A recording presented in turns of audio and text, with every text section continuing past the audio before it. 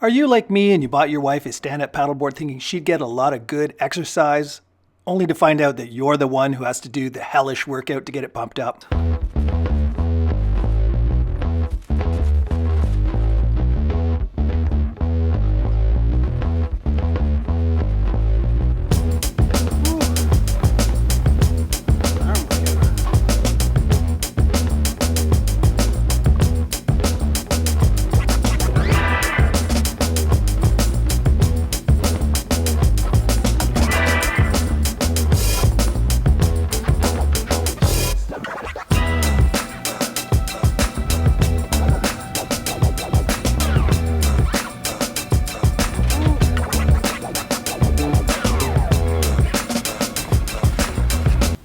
Really feeling like it's hard. I hope it's registering the right PSI. No wonder it feels like a hard board when you're done.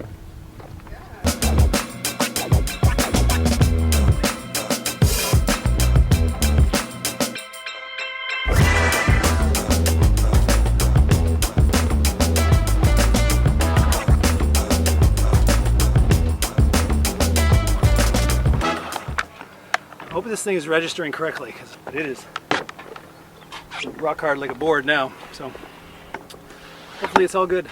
Well, I might have found you the perfect product to help save your arms from hellish abuse, and yet you have a happy wife, which of course means a happy life. So stay tuned. We anchor and hoist the sail.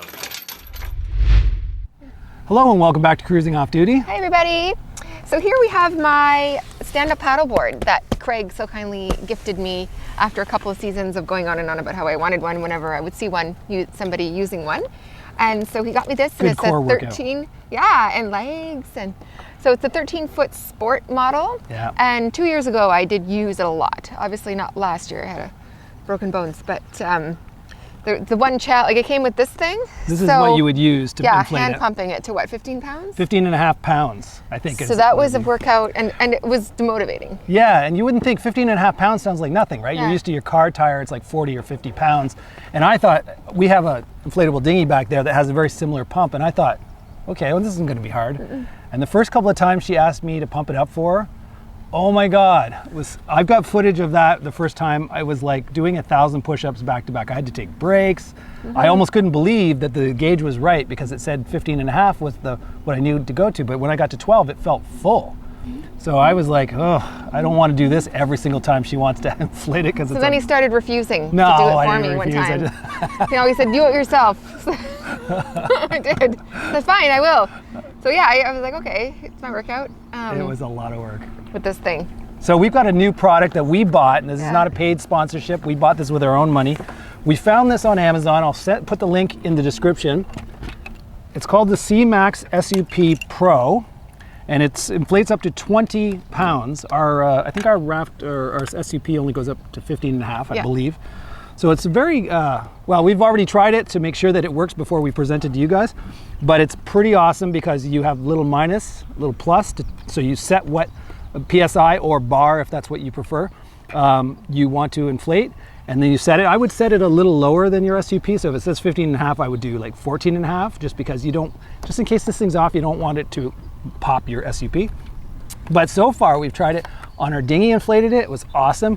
I'll show you some footage of today. We just inflated our floaty chairs. It worked great. It's so quick. I mean, you almost turn it on and turn it off because it's already inflated. So what we're gonna do is show you, we've done it once before to make sure it works, us inflating this SUP and how easy and quick it is and how it shuts off automatically when it gets to the right pounds, and no more 1,000 push-up workouts. No.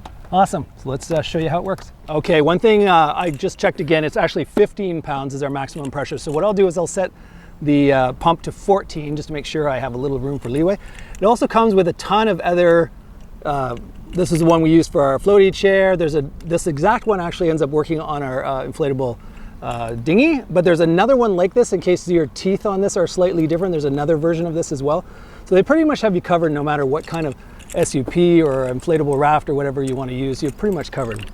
So all you do is you put it in here, lock it in. Now, because I did my chairs last, I had it set to 3.5 pounds, which of course was even too much for my little chairs. You can hit power and stop it at any time if you think it's getting too inflated as well. So I'll put it up to 14 pounds and We're ready to go. On your mark, get set, power.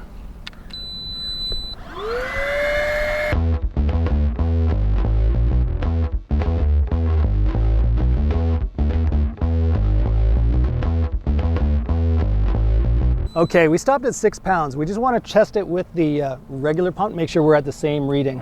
But as you can see, it takes a long time. It gets up to fully inflated pretty quick. Oh yeah. Yeah, this thing doesn't even register.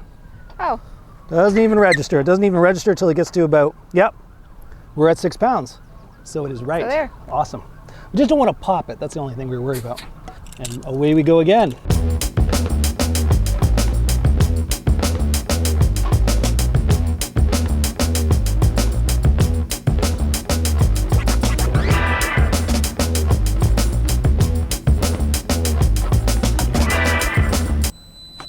So there you go. We got to 14 and it shut itself off just like we were hoping it would. Oh, in case you're wondering, this looks like a power cord. It is very thick, very durable, looks great. It's super long. It's going all the way across into our port light, into our salon, to a cigarette adapter in our nav station. So it's still got room to spare. If you don't have a cigarette adapter handy, like when I inflated my dinghy, I actually just brought a car battery out into my dinghy because it comes with this, a really well-constructed, got your positive and negative clips for your battery, and then a cigarette adapter. So there you go.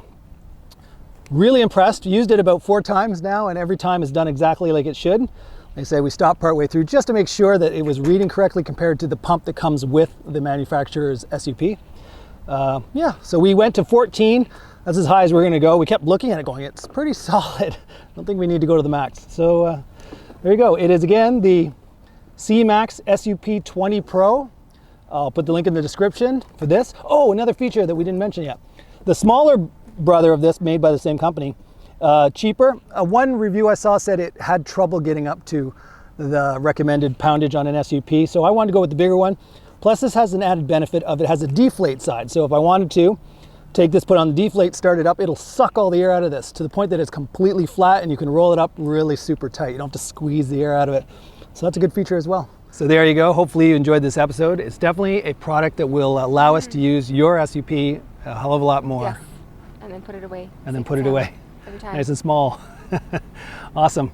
So if you enjoyed this episode, give it a thumbs up and subscribe. There you go. Have a good one. Ciao for now. Cheers. Hey everybody, so I'm all geared up to try paddleboarding for the first time in almost 2 years. I got my life jacket on because they're strict about that around here. You need to wear it. You're also supposed to have a rope and a whistle and all the stuff you're supposed to have in a canoe. So the first time I used my paddleboard, I went for a couple of hours, and the only part of my body that was in pain when I was done was my feet. I don't know how people do that barefoot, because like I find just spreading the toes and gripping the board as hard as you can, it was a lot of effort, and I have foot cramp prone feet. So I wear Keens because it has a bit of arch support. They have grip on the bottom, so I don't have to put 100% of my own effort into gripping the board. So here we go. Let's see if I can get on. First of the year. Just to tie that around her ankle so that if she falls off, the board doesn't go shooting off and she can't get to it. Assuming you couldn't swim, that would be very important. I think she can swim.